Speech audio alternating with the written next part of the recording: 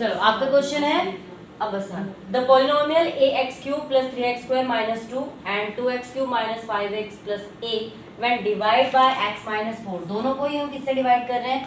x - 4 से। तो सबसे पहले आप x की वैल्यू निकाल लो। x - 4 = 0, तो x = 0 + 4, यानी कि x की वैल्यू क्या आ गई? 4। x की वैल्यू 4 आ गई। अब हमें क्या करना है? इन दोनों में ही पॉलिनोमियल में x की वैल्यू 4 पुट करनी है। जब हम इसमें पुट कर रहे हैं तो क्या रिमाइंडर आ रहा है?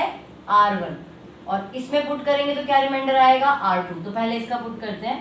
a 4 की पावर 3 + 3 4 की पावर 2 - 2 = R1। रिमाइंडर को हमेशा इक्वल टू में रखना है, ठीक है। तो ये आ जाएगा 4 4 जा 4 का क्यूब कितना होता है? 64। 64a + 4 × 16 = 48 - 2 = R1। 64a + 46 = R1। R1 की वैल्यू आ गई। अब हम दूसरे पॉलिनोमियल में डालेंगे इसकी वैल्यू, इस वाले में डालेंगे।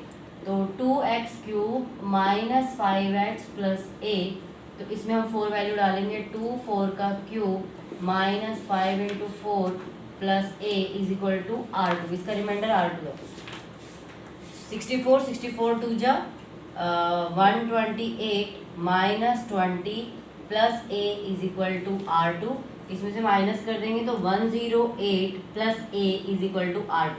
अब हमारे पास R1 की भी वैल्यू आ गई है। ये आ गई है R1 की वैल्यू और ये आ गई है R2 की वैल्यू। अब हमें क्या करना है? हमें निकालना है R1 + R2 = 0 गिवन है, और हमें निकालनी है a की वैल्यू।